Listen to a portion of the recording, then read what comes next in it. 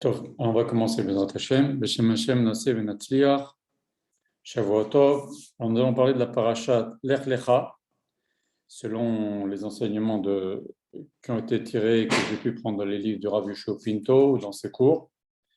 Il y en a beaucoup. Je vous rappelle, comme chaque cours, c'est avec la permission du Rav et sa bracha que je donne ce cours-là, en français sur Zoom, chaque dimanche soir, Bli Neder.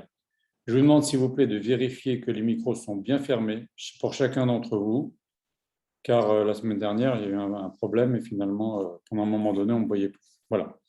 À la fin de ce cours, si vous voulez, je vous donnerai la parole si vous avez des questions. Si vous aimez le cours, soyez gentil de le diffuser. Diffusez le lien YouTube à la fin du cours. Ce cours est dédié à l'élévation de l'âme, la rabbinite Mazal Tov Bat Hana. Les bêtes Israël, c'est la femme de Rav Israël à la Vachalom. C'est une dame, très très grande dame, très grande sadéquette, une femme érudite, une femme vraiment pieuse, une femme humble, une femme qui a accepté des sacrifices, qui a accepté, il faut s'imaginer, dans les années 60, quelle femme aurait aimé accepter de se marier avec un Kollelman et vivre quasiment dans la misère, hein. Il n'avait pas de réfrigérateur pendant des années. Pour l'avoir, le mérite de se marier avec un mari Talmid Chacham. Il faut comprendre, les sacrifices qu'ils ont fait aujourd'hui, c'est devenu presque courant, on va dire, mais à l'époque, c'était vraiment exemplaire. Et c'est une femme qui a eu beaucoup de souffrances, qui a eu des problèmes de santé, un très gros diabète, un mari malade. Elle s'est occupée beaucoup de la communauté, des gens. Elle a fait beaucoup de Zikuy Arabim. Une femme qui connaissait beaucoup la Torah, une femme qui était capable d'enseigner le Chumash avec Rashi. Elle enseignait le Chumash avec Rashi. Elle était érudite, cette femme. Une femme Chachama, une femme tzedeket extraordinaire à la Shalom, que personnellement, j'appréciais vraiment au sommet du sommet. Voilà. Je profite de ce cours pour dire Mazal Tov à mon ami Marco pour le mariage de son fils. Et je crois qu'il y a une dame du groupe qui a fait la chana de sa fille, alors je dis aussi Mazal Tov. Et je dédie ce cours aussi à la Refoua Shelema de mon ami Aaron, un membre de notre groupe, Aaron Avner Pariante, Ben Monique Esther, et Ratzon que son opération se passe à merveille, Bezrat Hashem, et qu'il soit guéri les gamins. Alors on va commencer à parler un peu des éléments qu'il y a dans la parashat Lech Lecha qui ont été commentés par le Rav Pinto. Déjà au début de la parasha, il y a marqué, Akadosh Baruch Hu, il a dit à Avraham Avinu, Lech Lecha part, et Rachid nous dit, Akadosh Baruch Hu lui a promis, si tu pars, je te donnerai des enfants, je te donnerai Parnassa. Mais à la fin, qu'est-ce qui a marqué? Va Gedela Shemecha, je grandirai ton nom. Alors là, on va poser la question, qu'est-ce qu'il en a à faire? Ça veut dire quoi? Je te fais un kavod, tu auras beaucoup de kavod, c'est ça que ça veut dire. Va Gedela Shemecha, ça veut dire ton nom sera connu dans toute la région. Qu'est-ce qu'il en a à faire avant Avinu que son nom soit connu dans toute la région? Ça va lui servir à quoi? En quoi c'est le moment qu'Akadosh Baruch Hu lui dise, maintenant, tu sais, tu vas partir. L'histoire de l'épreuve de Lech Lecha, c'est une épreuve. Il a quitté non seulement son foyer, mais il est arrivé dans un endroit où il connaissait personne. Et ça a duré 65 ans. Akadosh Baruch Hu l'a fait se déplacer en Eretz Israël et il ne savait pas où il devait s'arrêter. Il a continué, des fois 1 an, des fois 6 mois, des fois un moment. C'était des tribulations à l'intérieur d'Israël. Ce n'est pas facile. Akadosh Baruch Hu lui dit, Bagadla Shemecha, je vais agrandir ton nom. Et alors? Moi, je peux comprendre. On lui promet des enfants. C'est vrai, c'est un miracle, parce que Sarah ne pouvait pas avoir d'enfants. Sarah n'avait pas d'utérus, nous dit l'Agmara. Parnassa, il avait des vrais problèmes de Parnassa, Abraham Avinu, quand il arrive en Égypte. Quand il est arrivé en Eretz Israël, d'ailleurs, ce qui est extraordinaire, c'est qu'à peine il a mis les pieds en Eretz Israël, et une nouvelle épreuve, il y a eu la famine. Et donc, il est obligé de descendre en Égypte. Il n'avait même pas de quoi descendre en Égypte pour aller s'acheter à manger. Il a été obligé, nous dit Rachid, d'emprunter de l'argent. Et nos textes aussi nous disent qu'il était obligé d'emprunter de l'argent pour s'acheter à manger pour lui et sa femme pour descendre en Égypte. C'est quand même, quand Baruch Hu lui dit pars, tu auras Parnassa, et où est la Parnassa? Il est obligé d'emprunter de l'argent pour s'acheter à manger. C'est des épreuves. Et maintenant, Akadosh Baruch Hu lui dit, tu sais, ton nom va être grandi.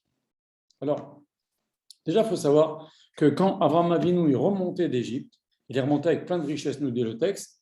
Rachid nous dit, le texte nous dit, il a remboursé ses dettes. Il s'est arrêté aux mêmes endroits qu'il a utilisé en descendant. Quand il descendait en Égypte, les gens lui disent qui tu es, Abraham, qu'est-ce que tu fais là? Hachem, il m'a promis que j'aurais Parnassa. Ah ouais, t'as Parnassa, t'as même pas de quoi manger. Les gens commencent à se moquer de lui. Quand il est remonté d'Égypte avec toute sa richesse, il a montré aux gens, vous voyez, donc il a remboursé ses dettes, entre guillemets, non seulement ses dettes financières, mais ses dettes morales. Il y a eu en quelque sorte, les gens se sont moqués de lui en disant, où est ton Dieu, qu'est-ce qu'il fait? Il t'a promis, où sont les promesses? Il leur a montré, voilà ce que le bon Dieu m'a promis. Et voilà, mais maintenant, ton nom t'a grandi, on revient sur la question. Qu'est-ce qu'il en a à faire, Abraham Avinu? S'il vous plaît, je vous en prie, oui, il faut couper les micros, s'il vous plaît. Voilà, Razak. Donc, qu'est-ce qu'il en a à faire, Abraham Avinu, que son nom soit grandi? Alors, il faut savoir que, déjà même après la guerre entre les rois, Abraham Avinu, il était inquiet. Akash Baruch Hu, il vient et lui dit, ta récompense est grande. Encore une fois, Abraham Avinu, il était inquiet que des nissim qu'on lui fait, ses mérites vont lui être diminués. Akash Baruch Hu lui dit, ta récompense va être grande. En fait, qu'est-ce que c'est que cette histoire Akash Baruch Hu lui dit, ton nom va être grandi? La réponse est ainsi. C'est que quand Abraham Avinu, son nom va être grandi, il va faire des élèves, il va faire un Kiddush Hashem. Et ce Kiddush Hashem qu'il va faire en faisant des élèves, comme nous disent les Chachamim, Abraham Avinu, il convertissait les hommes, Sarah Imanu convertissait les femmes, ça va faire un Kiddush Hashem tellement grand que ses mérites vont augmenter. C'est vrai qu'il va y avoir des nissim. Quand il y a des nissim, les mérites vont descendre, il va y avoir un S. Il va avoir un enfant, ça va être un S, ses mérites, on va lui prendre un peu de ses mérites. Quand il va gagner les guerres contre les rois, on va lui prendre un peu de ses mérites. Quand il va avoir Parnassa en arrivant en Eretz Israël ou avec le Nes qu'il va y avoir en Égypte, on va lui prendre un petit peu de ses mérites, mais on va les lui rendre comment? Vagadéa Shemecha. Quand Akash Baruch Hu va faire qu'Avraham Avinu soit connu, qu'il va faire des élèves, il va faire un Kiddush Hashem. Le Kiddush Hashem est un mérite tellement grand qu'il peut récupérer les mérites qui sont partis par des nissim. Et où est-ce qu'on voit ça? On voit ça que, en fait, on a une banque dans le ciel. Quand on fait des mises-votes, eh ben, on rajoute du crédit dans notre banque. Quand on fait d'Avéro, Dieu préserve, eh ben, on diminue. On diminue notre compte, si vous voulez, dans notre ciel. OK? Et si on a si il nous arrive des nissim, des miracles, eh ben, ça nous diminue nos mérites. Akash Baruch Hu, il pioche dans nos mérites pour nous faire des miracles. Maintenant, on voit, par exemple, dans les Arabak, il y a 2 mitzvot pour lesquelles on doit être obligé de vendre ses habits pour faire la mitzvah de Pirsum Manes, multiplier le miracle. Ce sont quoi? Les 4 verres de Pessah et les bougies de Hanouka. Pourquoi? Parce que dans ces 2 cas, Akash Baruch Hu, il nous a fait un crédit. On ne méritait pas ce miracle de sortir d'Égypte. On devait sortir au bout de 400 ans. Hachem nous a sortis au bout de 210 ans. Il nous a fait un crédit. Maintenant, comment on va rendre ce crédit? On nous a pris des mérites.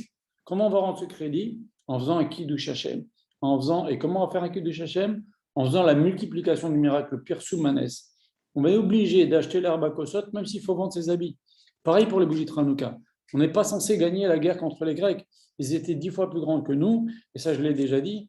Du fait qu'Akash Baruch Hu, il nous a fait un S, il nous a diminué dans notre compte là-haut. La seule façon de récupérer ce crédit qu'Akash Baruch Hu nous a fait, non seulement il nous a pris des souillettes, mais il nous a fait un crédit. Il nous a fait un crédit de mérite. La seule façon de récupérer, c'est de faire un Kiddush Hashem. Mais comment? En faisant Pirsum Hashem, en allumant les bougies et que tout le monde le voit.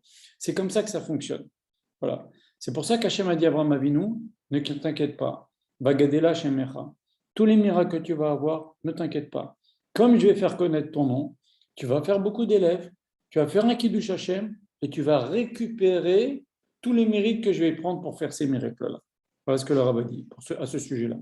Ensuite, le Rav a fait la remarque sur ta descendance sera comme la poussière de la terre et comme les étoiles du ciel. Alors, il faut savoir, c'est l'un ou c'est l'autre. Pourquoi Hachem nous dit les deux? Alors, le Rav a fait une belle remarque. Il a dit que Akadosh Baruch Hu a voulu dire à Abraham Avinu qu'il aura 2 sortes de descendance. Il aura des descendances qui ressemblent à la poussière de la terre et une descendance qui ressemble aux étoiles du ciel. Alors, comment on peut expliquer ça? Le Rav a cité dans Berachot, en page 48, une Gemara qui dit la chose suivante, que Rava avait 2 élèves, Rabba avait 2 élèves, Abaye et Rava. Rabba avait 2 élèves, un qui s'appelait Rava et un qui s'appelait Abaye. Et un jour, ils étaient petits, ces deux élèves-là, et tout le chasse, toute la Gemara, on n'entend parler que Abaye et Rabba. Abaye et Rabba. C'était deux grands Moraïm c'est comme Rabou Shmuel. Souvent, ils sont en opposition, dans des opinions. On les voit beaucoup, beaucoup dans la Gemara. Et bien, quand ils étaient petits, comme disent les Chachamim, déjà quand on voit un petit arbre, on arrive un peu à s'imaginer qu'est-ce qu'il va donner quand il va être grand. Le Rav, Rabba, il a dit, dites-moi, il a pris les deux élèves, Abaye et Rabba, qui étaient jeunes, il leur a dit, dites-moi, le Dieu auquel on s'adresse dans nos prières, qui nous a demandé de faire ces mitzvot, où il se trouve? Eh bien, Abaye, qu'est-ce qu'il a fait? Il est resté dans le Beth Midrash, il a montré le toit, il a dit, Hachem, il est là, il est dans le ciel. Et Rava, qu'est-ce qu'il a fait? Il est sorti, il a demandé à son Rav, viens avec moi. Il est sorti dehors du Beth Midrash et il a montré le ciel. Et quelle est la différence entre les deux? C'est que l'un comme l'autre, bien sûr, il savait qu'il y avait Akadosh Baruch Hu, mais l'un, il a dit, moi, je reste dans le Beth Midrash. Et par le mérite de mon étude, je vais être discret comme la poussière de la terre, et par le mérite de mon étude, ça va déborder, ça va faire des mérites pour toi, Israël, et c'est ça qui va encourager les autres à se rapprocher de la Torah. Et ça va les renforcer. Quand quelqu'un il vient, par exemple, Rav Israël, une période de sa vie, il est venu, il a fait un collège à Sarcelles, et il a fait des élèves, qui ont eux-mêmes fait des élèves, etc. Mais le fait qu'il y avait un centre de Torah, ça a beaucoup diffusé vers l'extérieur. Comme dit le Chazon-Ish aussi, la Torah, c'est comme un verre de kidouche. Quand tu remplis un verre de kidouche jusqu'en haut, un homme, il se remplit de Torah, la Torah, elle déborde. Ça aura une influence, immanquablement, cela aura une influence sur l'extérieur. C'est bien connu, il y a des villes en Eretz Israël où, par exemple, il y a un Beth Midrash qui s'est installé, et d'un seul coup, il y a des femmes qui ont envie d'aller au mikvé. Alors qu'avant, on ne pouvait pas leur en parler du mikvé. D'un seul coup, où il y a des hommes qui ont envie de mettre les tefilines. Ça a une influence, ça influe l'air. D'accord? Maintenant, Rabat, lui, c'était une autre technique. Il a dit, moi, je sors. Je vais vers l'extérieur. Je vais faire des élèves. Il y a deux choses. C'est plus vers les étoiles du ciel. C'est plus visible. C'est comme les étoiles du ciel. C'est ça qu'a dit Akadosh Baruch Hu. Tu auras des élèves comme Rabat et comme Abaye. Des gens qui restent en Beth Midrash, des gens qui sortent comme Rabat. Qu'est-ce qu'il a fait, Rabat? Lui, c'est comme les étoiles du ciel, c'est-à-dire que en qualité, bien sûr, pas en quantité, on ne parle pas de quantité là-bas. Le peuple d'Israël, c'est un peuple plus petit, c'est marqué dans le Sefer Devarim. On est le plus petit peuple du monde. Mais Akadosh Baruch Hu, on est très important pour lui. En qualité, on est comme les étoiles du ciel. Qu'est-ce qu'il a fait, Rava? Lui, il est sorti, il a montré à Akadosh Baruch Hu. Il dit, moi, je vais sortir. Et qu'est-ce qu'il a fait? Il a été encourager les autres, parler aux autres, leur apprendre la Torah, donner des cours à gauche, à droite, sortir. Lui, sa technique, c'était de sortir et de rapprocher les gens. Il n'a pas dit, moi, mon mérite de mon étude, ça va approcher les gens, ça va avoir une influence sur l'extérieur. Non, moi, je vais sortir, moi, je vais parler. Et vous savez que Hillel a dit une chose extraordinaire. Il a dit, dans Berachot, page 63, Beshaat Kanes Pezor. Beshaat Pezor Kanes. C'est-à-dire que quand tous les Juifs sont à l'intérieur, ils sont chez eux, ils étudient pas tellement, etc. Pezor, sors, va à leur rencontre, fais comme Rabat, va les chercher, parle-leur, influence-leur. Rav Israël aussi, il faisait ça, hein, mais par exemple, c'est ce que le Rav, vous voyez, le Rav, il donne des cours un peu partout, tout le temps, il voyage, il donne des cours, il donne des cours. Il n'arrête pas. Et il continue, il dit, Béchat, Pezor, Kanes. Et quand, l'Aïnara, il y a des cours de partout, eh ben, tu peux à la limite te permettre de te concentrer un peu dans ton étude. Mais il faut s'occuper des autres. Et le Rav, il dit qu'on est dans une génération où même si on est dans une génération où il n'y a jamais eu autant de Torah que dans notre génération, c'est vrai, il n'y a jamais eu autant de Beth Midrash, il n'y a jamais eu autant de yeshivot, les yeshivot sont pleines, comme il n'y a jamais eu, même de l'époque de la Gemara, il n'y a pas eu comme ça. Il n'empêche que dans notre génération, on doit continuer à s'occuper des autres, on doit aller vers eux. Et ça, c'est très, très important. Le Rav dit que chacun, à son niveau, il a une sphère d'influence, une capacité d'influence. Il y a des femmes, elles sont capables de raconter des histoires à d'autres femmes, des encouragements, des livres Torah. Il y a des hommes, ils sont capables d'enseigner la Gemara, et des hommes, ils sont capables d'enseigner la Lacha. Chacun a une capacité. Il y en a qui sont capables d'ouvrir un centre de Gmilut Chasadim. Chacun a un rôle dans la communauté. On ne doit pas être un numéro. Et aujourd'hui, pourquoi le Rav insiste là-dessus? Malgré qu'il y ait autant de Torah et autant de yeshivot pleines, autant de gens qui étudient la Torah comme il n'y a jamais eu dans les générations, parce qu'il y a encore plein de Juifs qui ne demandent que ça, qu'on vienne leur expliquer, qu'on vienne leur parler, qu'on vienne les encourager, avec un lachon, avec une langue douce, avec de la gentillesse, avec un bon exemple. Donc, chacun, il a ce travail-là. Donc, le Rav nous encourage à faire ça.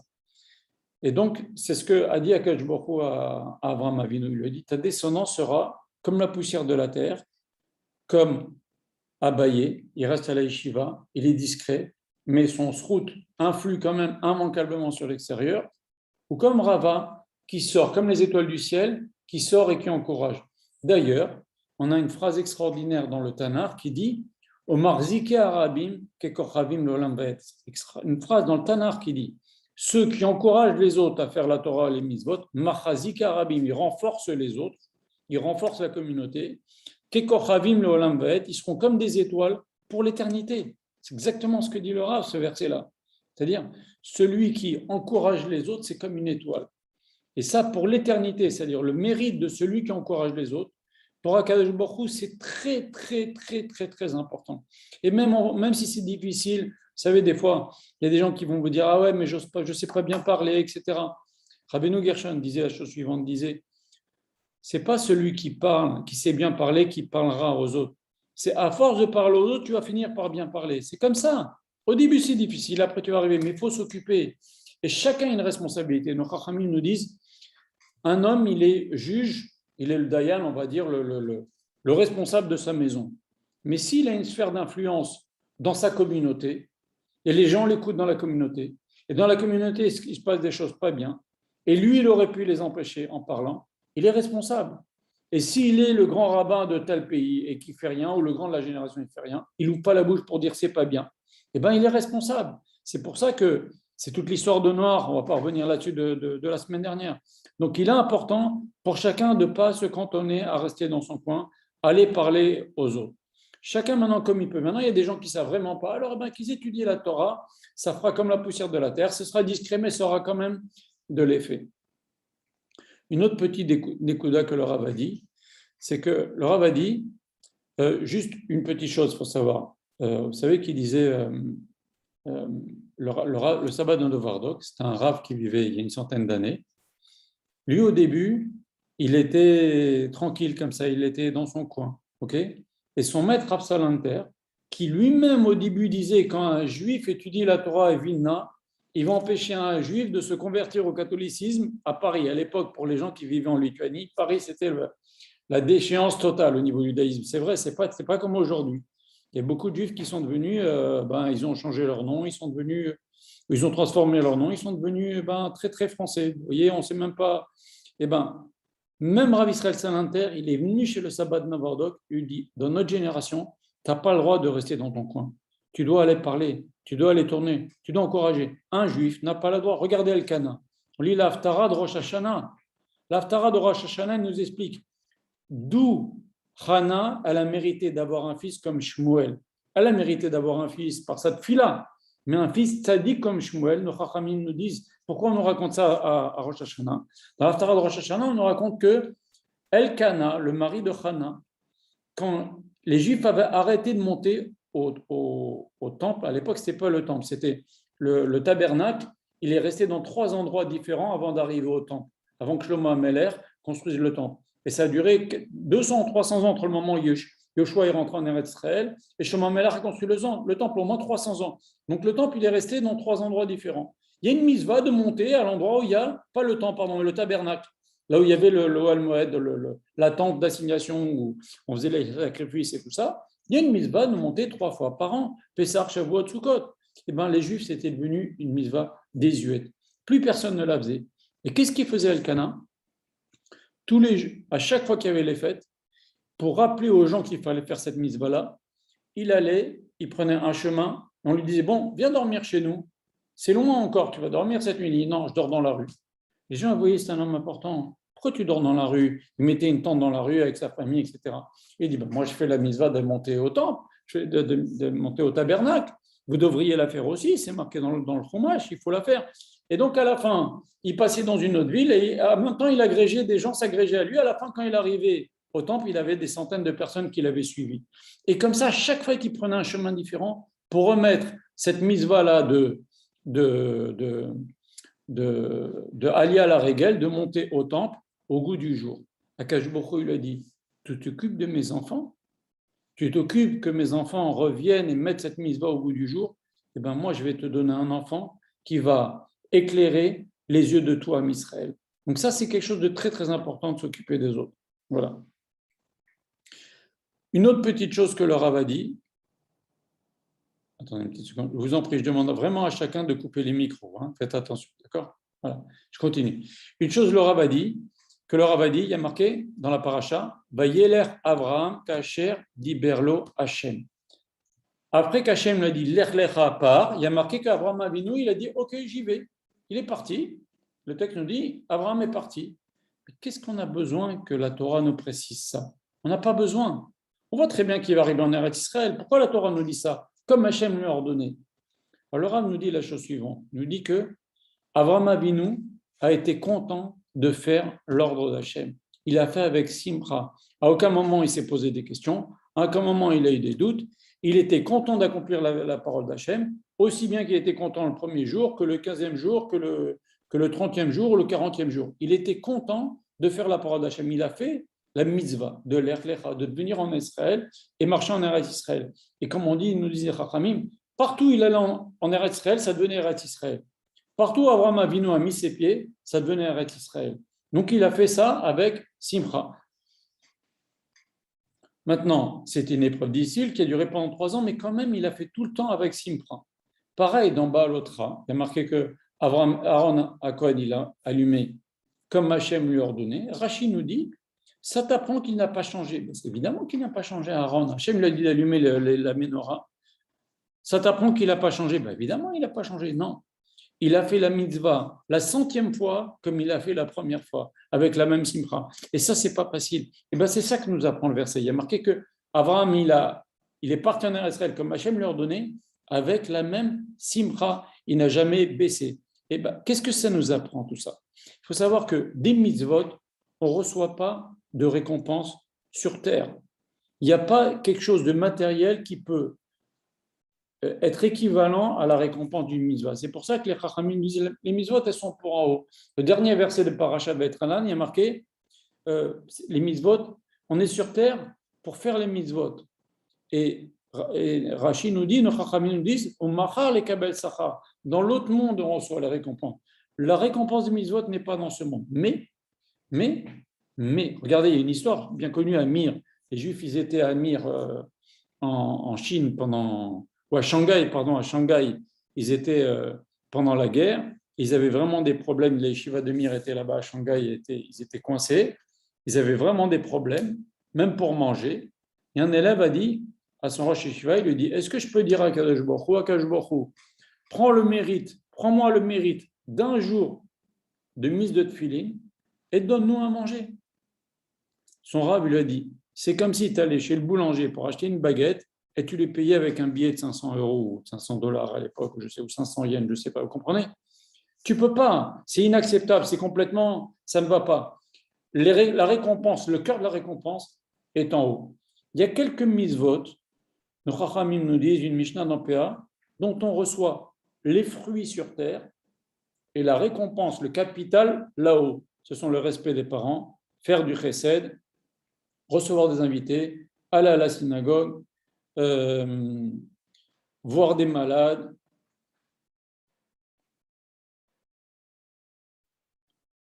Voilà, il y en a quelques-unes, mais il n'empêche que même celle-là, on reçoit un petit peu des fruits sur terre, mais le cœur des mitzvot est là-haut. Il y en a combien? Il y en a 5 ou 6.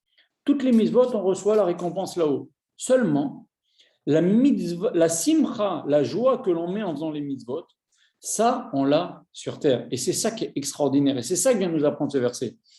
Abraham est parti, comme Hachem lui a dit, avec la simcha.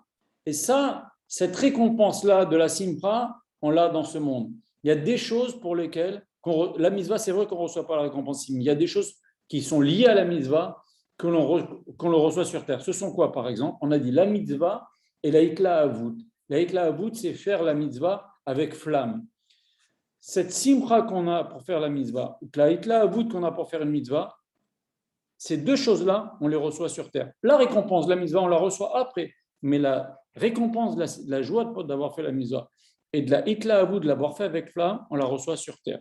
Et ce n'est pas tout. Pareil, la fatigue et les efforts que l'on fait pour faire une mitzvah, c'est aussi quelque chose que l'on reçoit sur terre. On a la récompense sur terre de notre vivant. Pareil, on va en parler un petit peu plus tard, mais une mitzvah que l'on n'est pas obligé de faire, eh ben, on reçoit une récompense dans ce monde. C'est un chidouche. Par exemple, une femme qui prend le lulav sans bénédiction, bien sûr, ou qui va dans la souka sans bénédiction, elle n'est pas obligée. Elle n'a pas le droit de faire bénédiction parce qu'elle n'est pas obligée. Elle ne peut pas dire Hachem qui est de chez nous. Hachem l'a pas ordonné de prendre le lulav. Hachem l'a pas ordonné dans la souka. Mais si elle y va, même alors qu'elle n'est pas obligée, eh ben, il y aura une récompense de l'Olam Hazé dans ce monde-là. Et ça, c'est extraordinaire. Et c'est ça que nous apprend ce verset. La simcha, la joie pour faire la mitzvah, la flamme pour faire la mitzvah, la fatigue et les efforts aussi pour faire la mitzvah, parce que des fois c'est difficile. On aura la récompense dans ce monde et aussi faire une mitzvah que l'on n'est pas obligé de faire, on aura la récompense dans ce monde. La Gemara nous raconte quelque chose d'extraordinaire. Il y avait un rav qui avait besoin de parnassa. Qu'est-ce qu'il faisait? Il allait à l'entrée de la yeshiva et à chaque fois qu'il y avait un rav qui sortait, il se levait. Un rav qui rentrait, il se levait. Donc ça fait, il a passé sa journée à se lever, s'asseoir, sa journée, s'asseoir, ou une heure, pendant une heure à faire ça. On lui dit, pourquoi tu fais ça? Il dit, parce que je ne suis pas obligé, je peux rester chez moi. Personne ne m'oblige à venir au Beth Midrash et me lever et m'asseoir. Moi, je suis venu parce que, et alors que je ne suis pas obligé de le faire, parce que j'ai besoin de choses dans ce monde-là. J'ai besoin de parnassa tout de suite. C'est pour ça qu'il faisait ça. Pareil, la Gemara nous raconte quelque chose d'extraordinaire. Elle dit que la génération d'avant, elle était mieux que notre génération. Pourquoi? Elle parle de leur époque, de la Gemara. Elle dit parce que leur génération d'avant, quand ils prenaient la récolte, ils la rentraient par la porte de la grange. Et quand on rentre la récolte par la porte de la grange, on est obligé de prélever le maaser, le 10e. Et nous, on rentre la récolte par les fenêtres de la grange. Et alors, ça veut dire quoi? Qu'ils ne voulaient pas payer le maaser? Non.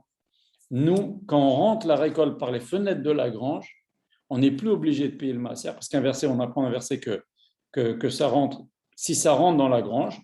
Et comme on rentre la récolte par les fenêtres de la grange, et on donne quand même le maaser alors qu'on n'est pas obligé, puisqu'on n'est plus obligé, c'est rentrer par la fenêtre, nous, on cherche la récompense dans ce monde. Donc, on est moins que les gens d'avant. Mais enfin, en tous les cas, voilà. Il y a des choses qui font qu'on prend une récompense, une petite part de récompense des mitzvot, ce sont la simcha qu'on a pour faire une mitzvah, la ikla avut, la flamme avec laquelle on l'a fait, la fatigue et les efforts aussi, c'est très important de savoir que la fatigue et les efforts pour faire une mitzvah, non seulement on a une récompense dans ce monde, en plus ça c'est une très grande capara. La sueur qu'on a pour faire une mitzvah, pour se fatiguer, etc., soit les hommes, que ce soit les femmes, des fois c'est difficile, des fois c'est beaucoup de labeur pour préparer ici, pour préparer Shabbat, etc. C'est aussi une capara pour les fautes. C'est des choses qui sont très importantes. Voilà. Pareil également, la mitzvah de tzitzit. Un homme n'est pas obligé de mettre les tzitzit. La Torah nous dit, si tu as un habit à 4 coins, alors tu mettras les tzitzit. Et qu'est-ce que font tous les hommes? Eh bien, ils se forcent à mettre un habit à 4 coins avec les tzitzit. Mais si on n'a pas d'habit à 4 coins, on n'est pas obligé de mettre les tzitzit. Mais ben, ce n'est pas grave. On va se trouver un habit à 4 coins, on va lui mettre des tzitzit et on va le porter toute la journée. Pourquoi? Ce n'est pas qu'on cherche à avoir une récompense dans la mazée. Mais il faut savoir aussi une chose. Quand on fait une mitzvah, qu'on n'est pas obligé, on a dit qu'on recevait une récompense, donc un homme n'est pas obligé de mettre les tzitzit, il le met quand même, il a une récompense sur terre, mais mieux que ça, en vérité, quelqu'un qui met les tzitzit, alors qu'on n'est pas obligé de mettre les tzitzit, on se force, on s'achète un habit à 4 coins, on met des fils, et on le porte. Nos Chachamim disaient, je crois que c'est dans Masechet Menachot, c'est une protection au moment du dîn. Il y a toujours des jugements. Kadosh Baruch Hu, il nous juge tous les jours, il n'y a pas qu'à Rosh Hashanah. Eh bien, quand on met les tzitzit alors qu'on n'est pas obligé, tout le temps on a le tzitzit, eh ben, c'est une protection pour la personne. Voilà. Une autre petite nekuda, une quatrième petite nekuda, on voit qu'Abraham Minou dit à Sarah, il lui dit Imrina achotiat. Ils sont descendus en Égypte. Et Abraham, il voit que Sarah, elle commence à attirer le regard des hommes. C'est tous il y avait une très grande impureté en Égypte au niveau de la débauche. Qu'est-ce qu'il lui dit? Il lui dit, écoute Sarah, dis que t'es ma sœur. Bon, Rachid dit, afin qu'il me donne des cadeaux. C'est quand même étonnant. D'abord, on a une règle que Soné matanot tirchi, un verset qui nous dit, celui qui n'aime pas les cadeaux, il vivra. Qu'est-ce qu'il a appris à Abraham Avinu de dire, dis que t'es ma sœur, comme ça je reçois des cadeaux? Ça, c'est une grande question. Et puis quand il aime les cadeaux, c'est ça qui l'intéresse.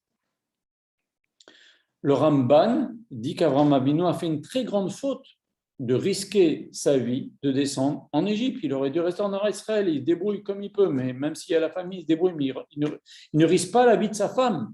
C'est ce que dit le Ramban. Le Zohar HaKadosh a dit qu'il n'a pas eu peur Abraham Avinu. Pourquoi? Parce qu'il a vu qu'il y avait toujours un petit nuage au-dessus de Sarah, je ne sais pas comment il voyait, mais il y avait toujours un petit nuage de Sarah qui représentait la Shekhinah.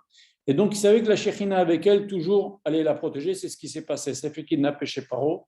Et les anges, ils sont venus, ils ont fracassé toute la maison de Paro, toute la cour de Paro, tous les habitants du palais de Paro, et Paro lui-même, et même les murs, ils étaient frappés. Donc, Abraham Avinu n'était pas inquiet. Maintenant, on revient à notre question de départ. Qu'est-ce qui lui prend Abraham Avinu de dire « Dis que t'es ma sœur, comme ça j'aurai des cadeaux ». Depuis quand il aime les cadeaux? En plus de ça, on sait très bien, on a dit non seulement ce n'est matin mais pourquoi? Parce que quand tu acceptes les cadeaux, tu deviens le prisonnier de la personne. Il t'attend en retour, il t'a filé un cadeau, il t'attend un beau jour, il va te demander un service. Donc tu deviens son prisonnier. Pour ça que le Mamelech a dit ce n'est matin. Alors, qu'est-ce que ça veut dire? Pourquoi il a demandé ça? Alors, Abraham Avinu, il ne voulait pas de cadeaux. Mais qu'est-ce qu'il voulait? Il a dit, quand ils vont venir me donner des cadeaux, ils vont donc parler avec moi. Si je dis pas, si on dit que je suis ton mari, ils vont venir une nuit à 2 heures du matin, ils vont me zigouiller, je n'aurai même pas le temps de parler avec eux, je n'aurai même pas le temps de les calmer, je n'aurai même pas le temps de négocier. Si tu dis que tu es mon frère, que je suis ton frère, pardon, ils vont venir me donner des cadeaux et donc ça va se passer en négociation. Ils ne vont pas me tuer par surprise. Ce n'étaient pas des cadeaux qu'ils recherchaient. S'ils cherchaient Abraham Avinu, c'est de ne pas être tué par surprise. On est bien obligé de venir négocier avec le frère. On ne va pas le tuer, le frère. On va faire les choses avec kavod. Tiens, voilà des cadeaux, je me marie avec ta sœur. Donc au moins, il a eu la vie sauve. C'est ce qu'il lui dit d'ailleurs. Et Chayita Nafshi Bigaler, grâce à toi, je vivrai. Donc, quand on vient lui donner des cadeaux, on va négocier. Et alors, on va négocier. Eh bien, il ne se fait pas tuer brutalement, mais en plus de ça, il aura peut-être s'il sent qu'il y a un danger, il aura peut-être la façon de leur parler pour les calmer et pas se faire tuer. Et ça, c'est important de comprendre que quelqu'un qui se conduit, qui fait attention, qui ne dit pas des gros mots, qui ne dit pas du lachon hara, qui se conduit bien, sa bouche a une influence sur les autres. Il peut les calmer, même si c'est quelqu'un qui est mal intentionné. On va sentir quelque chose lorsqu'il va nous parler qui va faire qu'on va tout de suite devenir moins agressif. Regardez, c'est bien connu d'ailleurs que quand quelqu'un a une crainte, quelqu'un vient vers soi pour nous faire du mal, il y a une ségoula, première chose à faire, fais-le parler. Si tu lui fais parler, déjà ça fait descendre d'un cran les projets d'agression des gens. Ça, c'est un grand truc. Rav Israël m'avait raconté une histoire. Il était en Afrique du Sud, à Johannesburg, et c'était le soir. Il y a un mec, un géant comme ça, qui vient vers lui. Il sentait qu'il allait se passer quelque chose. Qu'est-ce qu'il fait, Rav Israël? Il sort un bonbon, il lui donne un bonbon.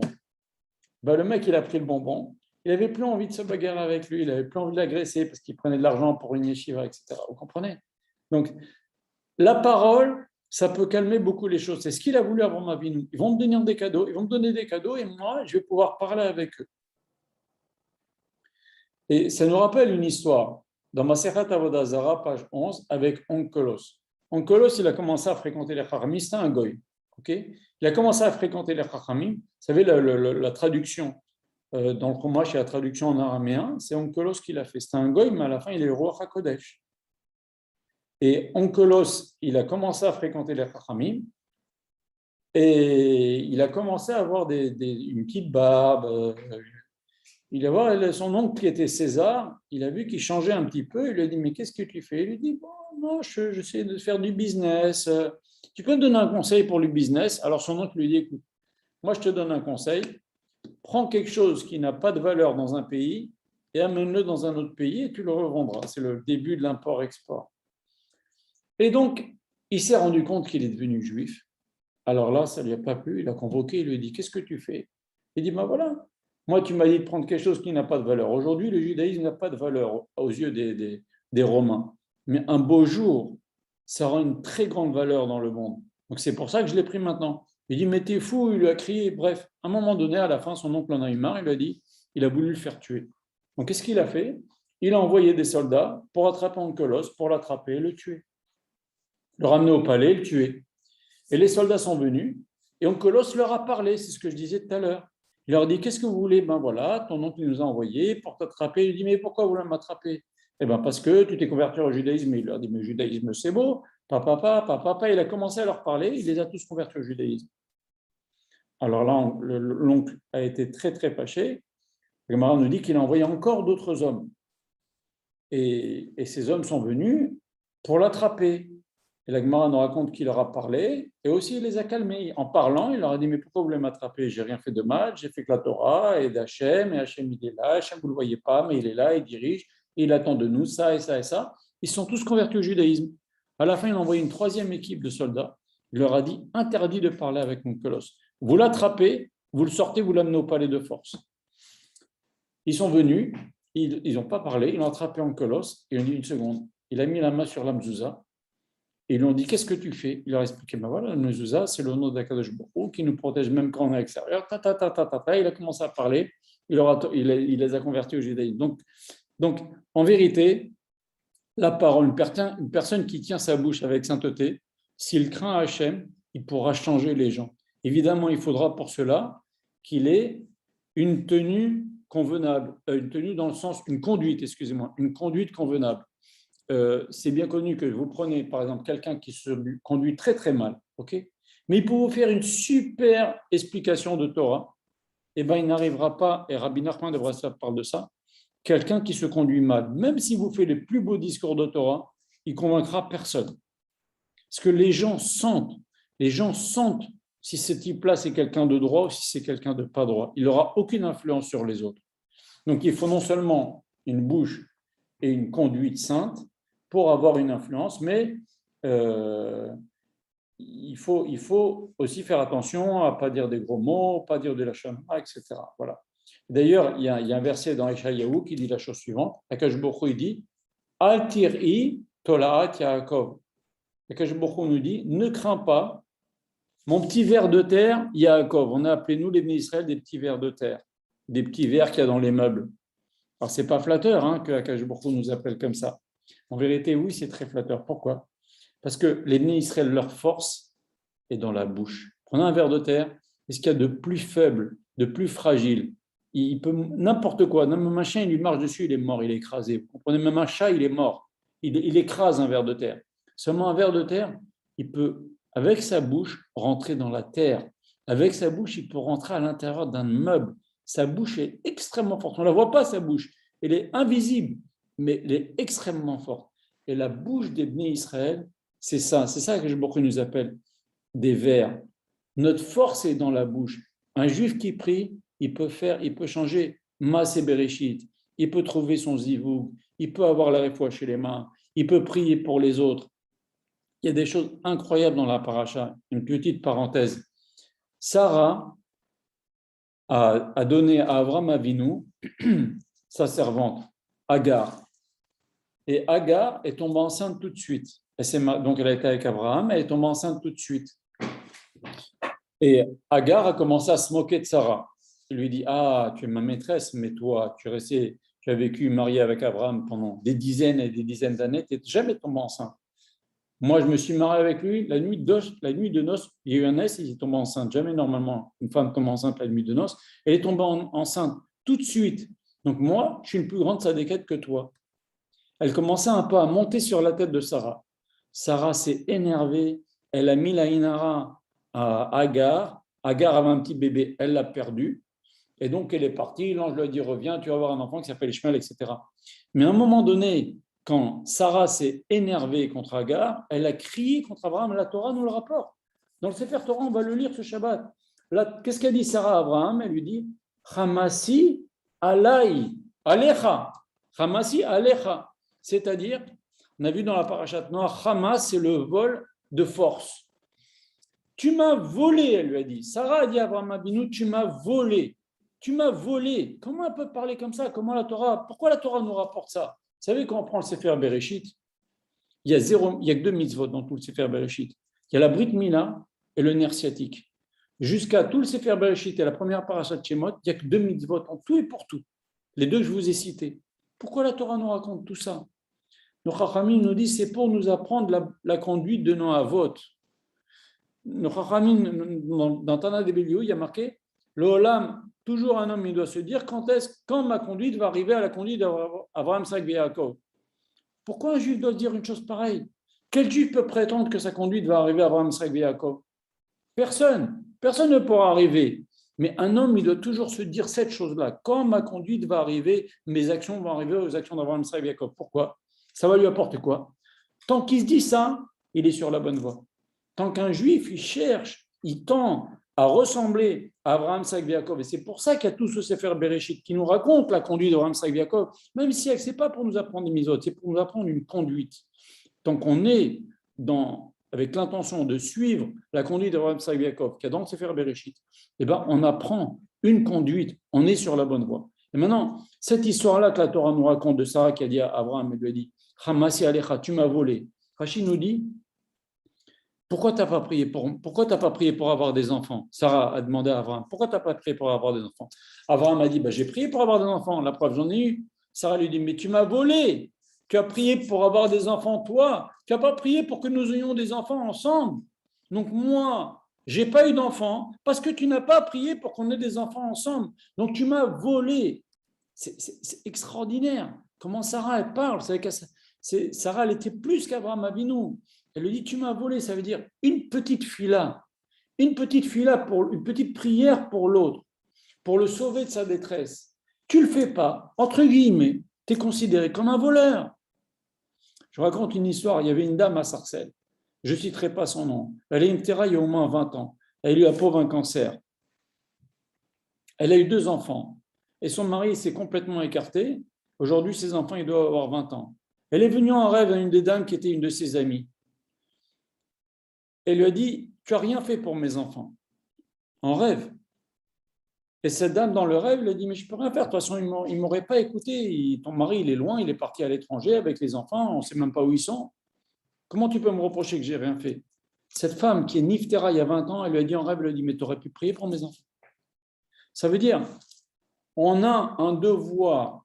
Alors c'est vrai, il y a la course de la vie, il y a les occupations, etc. Mais une prière que l'on aurait pu faire et qu'on ne fait pas pour quelqu'un qui a besoin, entre guillemets, on est comme un voleur. On lui vole une bracha, on lui vole un bien. Avraham Avinu aurait prié pour Sarah. Elle aurait eu un enfant. Elle l'a traité de voleur. Elle a dit, tu m'as volé ta prière. Tu aurais prié, j'aurais eu un enfant. Alors tout ça pour vous dire quoi? La force de la bouche. La bouche d'Israël, c'est ça notre force. C'est la tfila. Comme on a dit tout à l'heure, avec la tfila, on peut trouver tout. On peut trouver la refoua chez les mains. Il faut prier pour les gens qu'on connaît qui sont malades. Il faut prier pour la parnassa des autres. Les Chachamim disent mieux que ça. Tu pries pour quelqu'un d'autre. Et toi, tu as besoin de la même chose. Par exemple, tu as besoin de guérison. Et tu pries pour quelqu'un d'autre qui a besoin de guérison. Tu es guéri en premier. Ça, on apprend des versets. On en parlera en son temps. Tu pries pour quelqu'un qui trouve son ziboug. Et toi, tu as besoin de ton ziboug. Tu as besoin de te marier. Et bien, tu trouveras toi aussi en premier avant lui. Pareil dans tout. Donc, c'est très important. Notre bouche a un grand pouvoir. Voilà. Et c'est pour ça qu'Abraham Avinu, il a dit à Sarah, prends des cadeaux, dis que t'es ma sœur, on va prendre des cadeaux, je vais pouvoir leur parler, je vais pouvoir les faire changer d'avis. Voilà. Sur le même sujet, je vais vous raconter une histoire du Ben Ishraï. Ben Ishraï raconte une histoire d'un bonhomme qui étudiait la Torah très tard le soir. Et il va pour rentrer chez lui, et qu'est-ce qu'il voit? Il voit des juifs en train de jouer aux cartes et boire du whisky ou je ne sais pas quoi, de l'arak, et ils rigolent, et ils disent des gros mots, etc. Il est choqué, il rentre, il leur parle, il dit, mes frères, pourquoi vous faites ça? C'est pas mieux d'étudier la Torah, vous gâchez votre temps, vous perdez votre temps au lieu d'apprendre la Torah. Vous êtes ignorants, c'est dommage, vous pouvez apprendre la Torah, c'est beau, venez, je vous apprends. il leur a appris, il leur a parlé gentiment, ils l'ont remercié, ils l'ont embrassé, ils l'ont félicité. Ils l'ont même donné un petit peu d'argent. Très bien. Au bout d'un mois, ce juif-là, il repasse devant le même café, le même endroit, il voit les mêmes personnes en train de jouer aux cartes, en train de se boire un petit peu d'alcool. Soit dit en passant, je répète, Pinto est contre les alcools dans les synagogues et tout ça. Un juif, il ne doit pas rentrer dans ces histoires-là. Toute l'histoire de Noir, ça va nous apprendre ça. C'est très, très, très mauvais tout ça. C'est très, très, très, très, très mauvais. Il ne faut pas rentrer là-dedans. Que Dieu préserve. Donc, il va, la deuxième fois, il les voit les mêmes, en train de jouer, en train de boire. Il va leur parler, il leur dit, mes frères, on n'avait pas dit la dernière fois qu'il faut étudier. Allez, venez, on va étudier. Allez, venez, je vais vous parler. Allez, venez vous instruire. Il commence à se lever, il commence à le frapper. Et il le frappe, il le renvoie, il le jette en dehors du café. Alors ce juif-là, il va voir son rab. Il lui dit, Rab, la première fois je leur ai parlé, ils m'ont embrassé, ils m'ont aimé, ils m'ont pris dans leurs bras, ils m'ont même donné un peu d'argent. Et la deuxième fois je vais, ils m'ont frappé, voilà, j'ai ça de cassé, j'ai ça de cassé. Comment ça se fait, Rab? Le Rab lui dit, la première fois tu as été, tu leur as parlé les Shem Shamaïm, pour le kavod d'Hachem, pour l'honneur d'Hachem, pour l'honneur de la Torah. La deuxième fois tu as été, tu avais envie qu'ils te redonnent encore un peu d'argent. C'est pour ça que ça n'a pas passé dans le cœur des autres, ce que je disais tout à l'heure. L'intention aussi, les gens, il y a un sixième sens qui font que même si quelqu'un vous fait le plus beau devoir Torah de la terre, si l'intention n'est pas pure, ça ne marche pas. Il faut que ce soit les Shem Shamaïm. Voilà. Encore une petite chose, un cinquième point. Il y a marqué dans la paracha, Vaï Riv ben Roy Mikne Avram ou ben Roy Mikne Lot. Il y a eu une dispute entre les bergers d'Abraham et les bergers de Lot. Va Kenaani va Pérézi Babaret, Ayubaret. Et les Cananéens, les Pérézis, c'est un peuple qui vivait à Canaan, étaient déjà là. Rachi sur place nous raconte qu'est-ce qui s'est passé. Les bergers de Lot n'obligeaient pas le bétail de Lot à mettre une muselière. Et donc, ils allaient manger un peu n'importe où dans les champs des gens. Et les bergers d'Abraham, ils leur disaient, mais c'est pas bien. Abraham a dit qu'il ne faut pas faire ça, ça s'appelle voler. Qu'est-ce qu'ils disaient les bergers de Lot? Au nom de Lot, il leur dit, regardez ce qu'il nous a dit de vous dire, Lot. Lot nous a dit de vous dire, Akash Baruch Hu, il a promis la terre à Abraham Avinu. Abraham Avinu n'a pas de descendant. Donc, qui va hériter de la terre? C'est son neveu et beau-frère, parce que c'était le frère de Sarah, Lot. Donc, la terre d'Israël est à nous. Donc, laissez-nous tranquilles. On peut prendre même dans les champs des autres, c'est pas grave. Qu'est-ce qu'il vient nous dire le verset? Va Kenani, va Pérézi, Babaret, il est encore sur la terre. Les peuples d'Israël étaient encore là, tu ne peux pas te servir. Tu ne peux pas te servir d'Eretz Israël. Même Abraham, Isaac et Jacob, ils ne sont pas servis d'Eretz Israël. Il n'y a que quand Akash Baruch Hu, il a sorti des Bnei Israël, il les a rentrés, il a ordonné aux Bnei Israël de chasser les peuples qui étaient là, mais avant, on n'avait pas le droit de faire ce qu'ils ont fait. Donc, il y a eu cette dispute-là. Ça, c'est ce que dit Rashi. Mais le Rav dit encore une autre chose. Qu'est-ce que ça vient nous raconter? Que pendant la dispute entre les bergers d'Abraham et de Lot, il y a eu que les peuples qui étaient là regardaient la scène. Il y a eu une dispute entre les bergers d'Abraham et de Lot, et les Kénanéens et les Périzis regardaient la scène. Ils étaient là sur terre. Ça nous apprend quoi? Ça nous apprend que même si toi tu disputes avec l'autre, les Shem Shamaïm, pour qu'il fasse une misva, qu'il ne fasse pas une misva, ça sur ce qu'il fait, c'est pas bien ce qu'il fait, c'est les Shem Shamaïm, je me dispute avec lui, les Shem Shamaïm. Les gens qui te voient, ça crée un chilul Hashem, une profanation du nom divin. Tu vois deux rabbinim qui se disputent, deux religieux qui se disputent. Il a toute la halakha avec lui, il a toute la Torah avec lui, il a tous les arguments de la Torah avec lui. Quand les gens y voient ce genre de scène, ça fait un chilul Hashem. Et ça, c'est très grave, c'est ce que nous apprend ce verset. Il y avait une dispute, mais les gens qui étaient là, ils regardaient la scène. Et ça, c'est très grave. Alors, qu'est-ce qu'il faut avoir comme conduite? La plupart des disputes qu'il y a dans des communautés, ou dans des yeshivot, ou dans le milieu religieux, etc., c'est les Shem Shamaïm. L'halakha, elle est avec moi, j'ai raison, c'est comme ça qu'on a pris nos maîtres, etc. Et on fait une dispute. Okay. Alors, il faut savoir, ça fait un énorme prix le Hachem.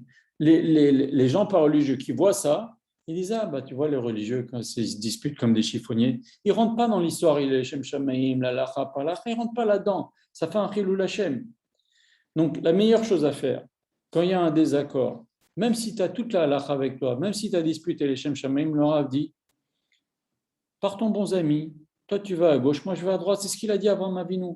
Tu vas à gauche, je vais à droite.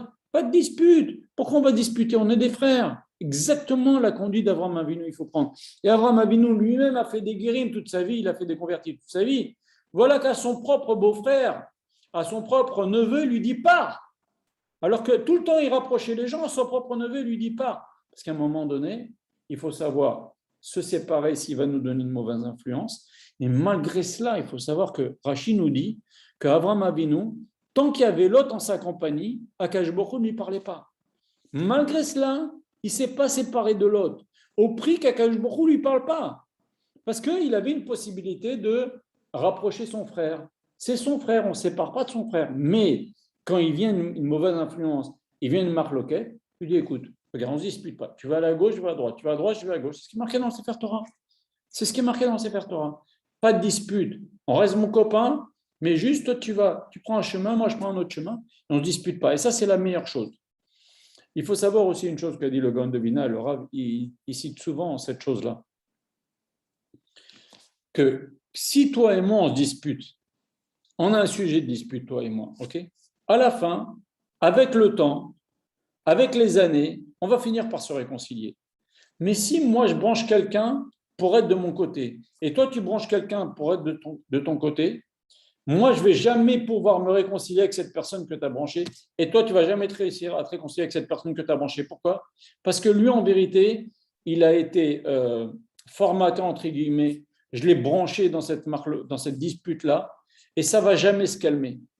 Tandis que si ça reste entre nous, on ne rentre pas des gens avec nous dans notre dispute, ça reste entre toi et moi, et ben à la fin, on finira par peut-être tomber d'accord, ou en tous les cas, arrêter de se parler gentiment, poliment, comme des amis. Même s'il se passe des années, même des dizaines d'années. Mais si tu branches quelqu'un, ça fait des histoires communautaires, alors là, ça ne s'arrête pas. Pourquoi? Parce que l'autre, il ne comprend pas les tenants aboutissants, il suit son rave, etc. D'ailleurs, le Rav dit souvent, jamais se mêler des disputes entre les tzadikim.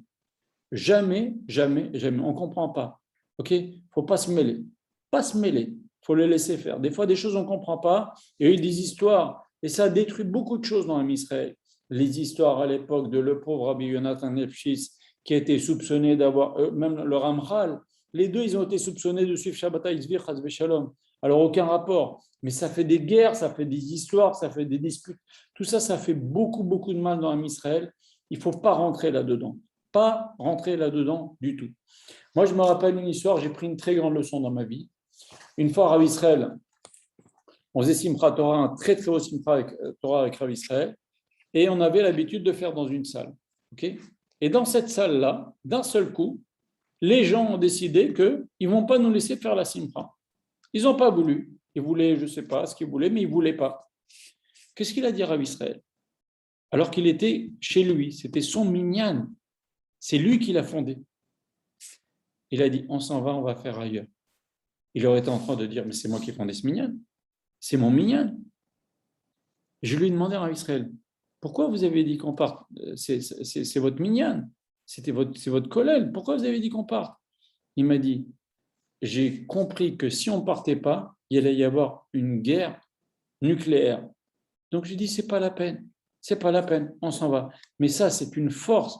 Parce qu'il a renoncé à son pur droit, il est en pur droit de rester. Mais ça aurait fait une histoire. Et ça ne sert à rien.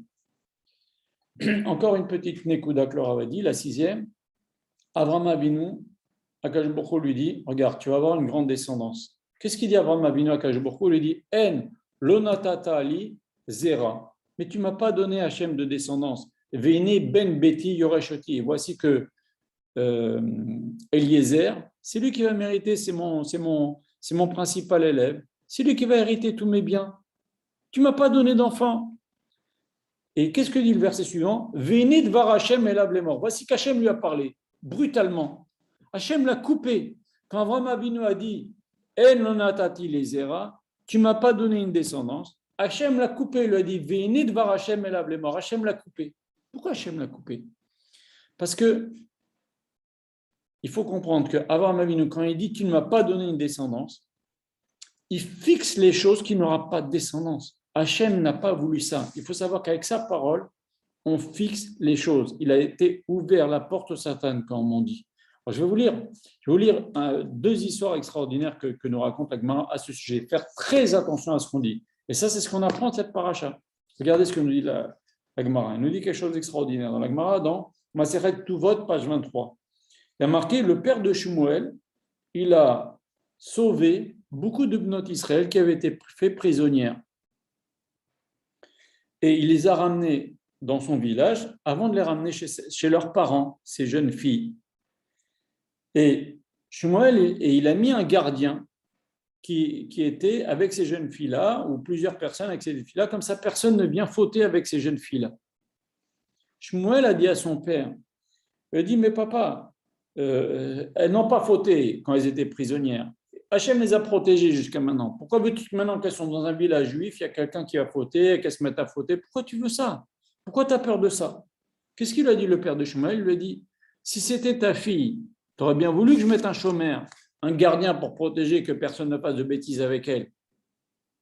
La Gemara nous dit, quelque temps après, la fille de Shmuel s'est fait kidnapper. Ça veut dire qu'en ouvrant la bouche, le père de Shmuel, en lui disant, si c'était ta fille qui était kidnappée, boum, il a ouvert la possibilité que sa fille fasse kidnapper. Et c'est ce qui s'est passé. Parce qu'il y a marqué un verset qui dit, Brit Keruta et Sefataim, il y a une alliance qui est faite avec les lèvres. Tu dis quelque chose, tu lui donnes de la vitalité. Le Zohar, il dit, tu dis quelque chose, il y a des anges qui sont là pour prendre ta parole et ils la gardent. Et à un moment donné, boum, ils la sortent. Tu fais une bêtise ou tu la sors. Et c'est ça qu'Hachem a voulu couper Abraham. Arrête de dire que tu n'auras pas de descendants. Tu fixes les choses, tu ouvres la porte au Satan de t'accuser. Et qu'est-ce qu'on nous dit dans la Gemara, dans un autre endroit, toujours avec Shmuel, dans Maseret Moed Katan en 18, nous dit, Pinchas, le frère de Shmuel, a perdu son fils. Dieu préserve.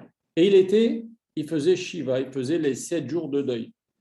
Shmuel est venu le voir.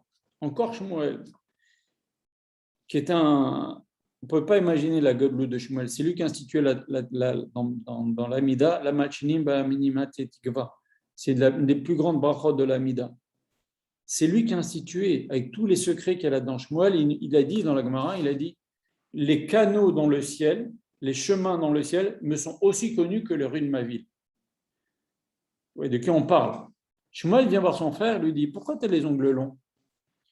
Il dit, j'ai perdu mon fils. Si tu avais perdu un fils, tu saurais ce que c'est d'avoir les ongles longs. Il a parlé comme ça. Quelque temps après, Shmuel a perdu quelqu'un dans sa famille. Il a été obligé de se laisser pousser les ongles. Vous savez, le premier mois, on ne coupe pas les ongles après le deuil. Donc, qu'est-ce que ça nous apprend? On doit avoir une très grande attention à ce qui sort de notre bouche. Même sans kavana. D'ailleurs, un verset qui nous dit dans Iyov, Ba'asher yagorti yavoli. Ce que j'ai eu peur m'est arrivé. Et si vous voyez l'histoire quand Yaakov s'est sauvé et que Lavan a couru après Yaakov, il lui dit, pourquoi tu te sauves?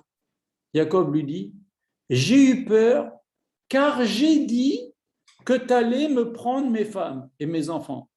Il n'a pas dit, j'ai eu peur que tu allais me prendre mes femmes et mes enfants. Et j'ai eu peur car j'ai dit. Un beau jour, Yaakov Avinu s'est dit, oh là là, Lavan, il va me prendre mes femmes et mes enfants. C'est sorti de sa bouche. À partir du moment où c'est sorti de sa bouche, Yaakov il a commencé à avoir peur. Il a dit, j'ai ouvert la bouche au Satan, ça va m'arriver, il faut que je me sauve. Et regardez dans le verset, c'est marqué comme ça. Il a dit à Lavan, il a dit, j'ai eu peur car j'ai dit que tu vas me prendre ma femme et mes enfants.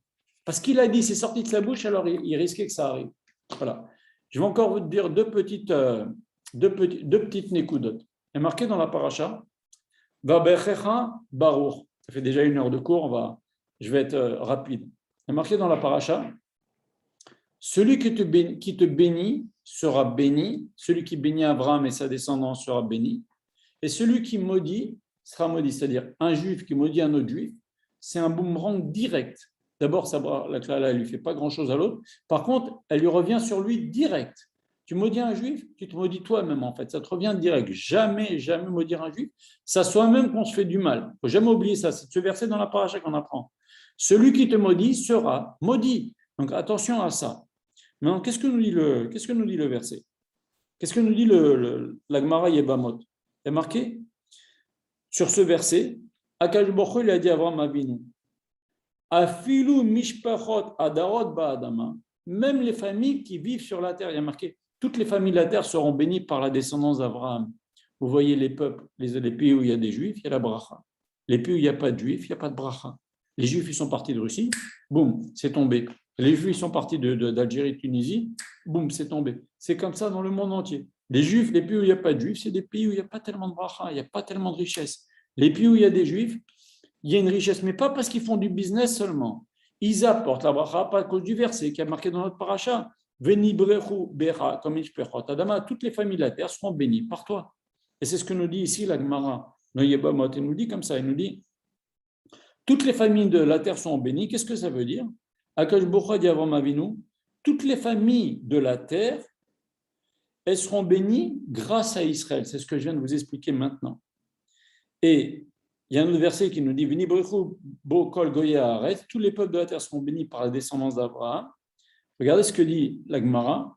Afilus finot abaot megalia l'Espagne, même les bateaux qui vont de France, Gallia, la Gaule, la Spamia vers l'Espagne, Enan milbachot et la bishvil Israël. Elles sont bénies, elles arrivent à pêcher du poisson par le sroud d'Israël. C'est-à-dire il y a des bénis d'Israël qui sont à des milliers de kilomètres.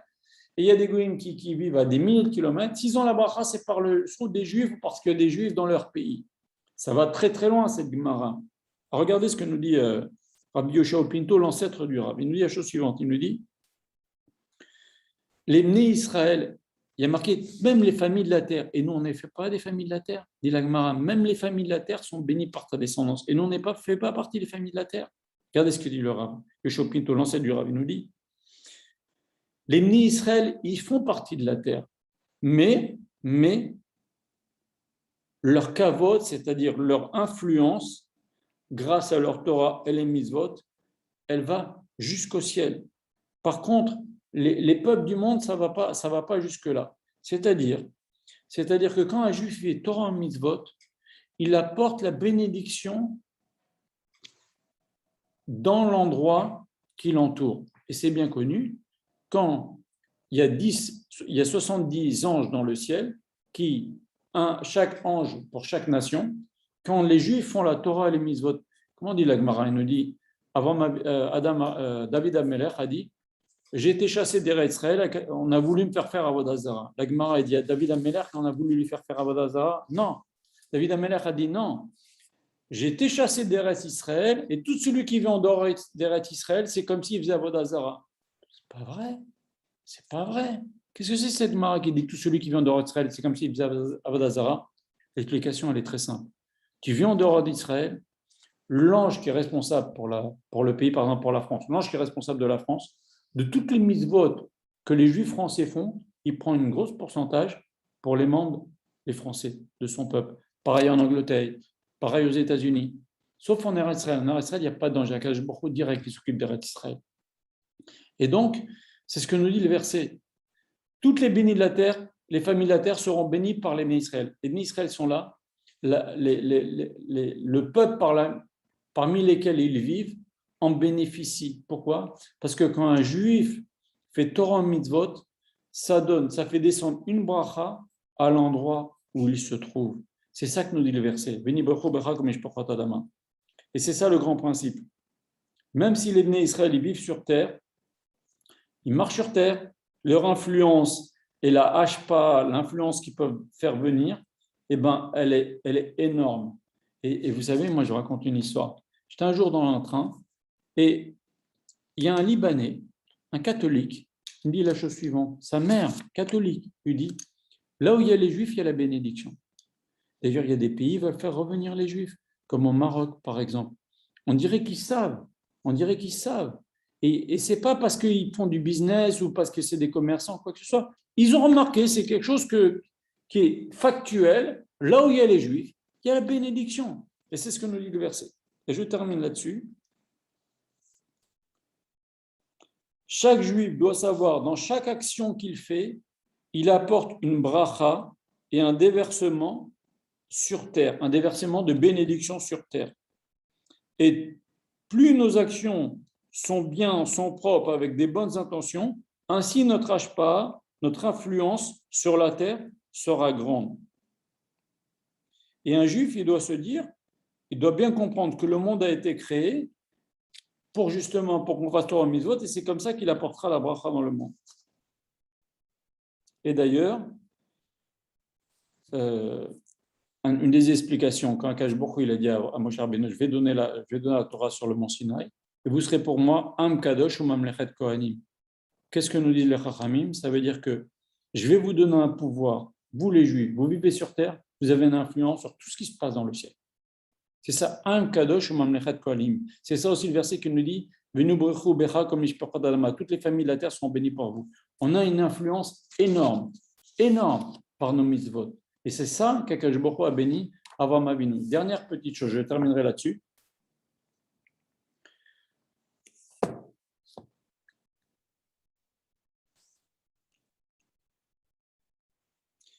Sur le sujet que je viens de dire, juste regardez la Gemara qui est dans Masechet Sota.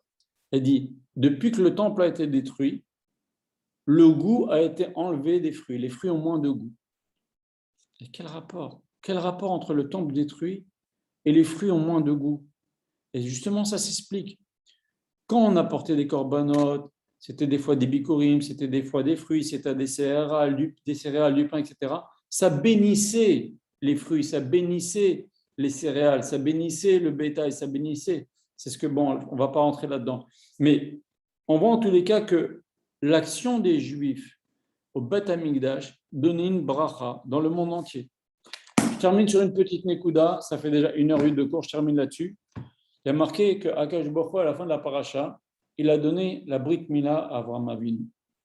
La question se pose, pourquoi Avraham Avinu n'a pas fait la Brit Mila avant? Puisqu'il faisait déjà toutes les mitzvot, nous dit Chachmim, même Eruv Tafshlin, c'est-à-dire même les mitzvot de Rabbanan. C'est Shlomo Meller qui a mis cette mitzvah. Bon, pas la peine d'en parler maintenant, mais en tous les cas, pourquoi il faisait tout Avraham Avinu? Pourquoi il n'a pas fait la Brit Mila avant? Alors, un peu, c'est ce qu'on a dit tout à l'heure. C'est que s'il fait la Brit Mila une fois, il ne peut pas la faire 2 fois. Or, la mitzvah de faire quelque chose une fois que ça a été ordonné par Akadosh Baruch Hu, la récompense est plus grande que celui qui fait une mitzvah alors qu'il n'a pas été ordonné. Même si celui qui fait une mitzvah qui n'a pas été ordonné, il a la récompense sur terre, mais la récompense dans le ciel, elle est plus grande si tu fais une mitzvah une fois qu'elle a été ordonnée. Je vous donne un exemple. Moi, j'ai une mitzvah qui m'a été ordonnée, je la fais, et vous n'êtes pas obligé de la faire, vous la faites. On pourrait croire que vous avez une plus grande récompense que moi. Pourquoi? Parce que vous n'êtes pas obligé de la faire et vous la faites quand même. Et bien moi, j'ai une plus grande récompense. Pourquoi? Le Chachamim nous explique, quand quelqu'un fait une mitzvah qui lui a été ordonnée, il a une plus grande récompense. Pourquoi? Car le Yetzer Hara l'en empêche. Tandis que vous faites une mitzvah qui ne vous a pas été ordonnée, vous la faites quand même, bravo. Mais Yetzer Hara ne va pas vous empêcher. Tandis que moi, c'est un exemple. Du fait que j'ai 7 mitzvahs à faire, le Yetzer Hara va en empêcher. Donc la récompense est la plus grande. C'est pour ça qu'Avraham Avinu, il a dit, je ne fais pas la Brit Mila. J'attends qu'Akadosh Baruch Hu m'ordonne de la faire. Et il a fait, donc il a eu la récompense de faire une mitzvah alors qu'elle a été ordonnée. Maintenant, Laura va poser une question et je terminerai là-dessus. Il a dit, on sait que l'homme a la mitzvah de se fructifier et de se multiplier, d'avoir des enfants. La femme n'a pas la mitzvah d'avoir des enfants. Il y a plusieurs raisons là-dessus. On ne peut pas dire à une femme qui va souffrir lors d'un accouchement, tu as fait une mitzvah. On ne peut pas souffrir dans une mitzvah, ça n'existe pas. La Gemara nous dit, il y avait une sorte de loulav. Les Chachamim nous ont dit, est-ce que c'est ça le Anat Sefavot? Il avait dit piquant. Les Chachamim nous ont dit, c'est pas possible. Parce que la Torah, on a une règle, qui derachecha, darke noam, les voies de la Torah sont douces. Alors une femme qui accouche et qui a mal, elle ne peut pas faire une mitzvah, ce n'est pas possible, elle a mal. Il ne peut pas avoir mal pour faire une mitzvah, ça n'existe pas. Ça peut être difficile, on peut faire des efforts, mais mal comme une femme a mal au moment de l'accouchement, ça ne s'appelle pas une mitzvah. Donc c'est une des raisons pour lesquelles la femme n'a pas la mitzvah. On ne peut pas obliger à quelqu'un à avoir mal. Maintenant, elle fait quand même la femme. Elle a quand même des enfants. Elle veut quand même avoir des enfants. Et donc on a 2 choses. On a l'homme qui a la mitzvah et qui le fait. La femme qui n'a pas la mitzvah et qui le fait aussi. Et qu'est-ce qui sort de ça? Un enfant. Et alors? Eh bien, un enfant doit comprendre qu'il est issu de quelqu'un qui a une mitzvah et qui le fait, et quelqu'un qui n'a pas de mitzvah et qui le fait quand même. Pourquoi? Parce que la vie est remplie de ça. les mitzvot qu'Akadosh Baruch Hu nous demande de faire et qu'on fait, il y a une très grande récompense. Et des choses qu'on n'est pas obligé de faire, comme le tzitzit, comme plein de choses, et d'aller donner du cours aux autres, et d'aller se fatiguer pour ci et pour ça, de prier pour les autres, comme on a cité tout à l'heure. Eh bien, ça aussi, on n'est pas obligé de le faire, mais on le fait quand même, parce qu'il y a deux catégories de mitzvot. Il y a des choses qu'on est obligé qu'on fait, des choses qu'on n'est pas obligé qu'on fait quand même. Voilà. Avez-vous des questions? Le cours est terminé. Est-ce que vous avez des questions?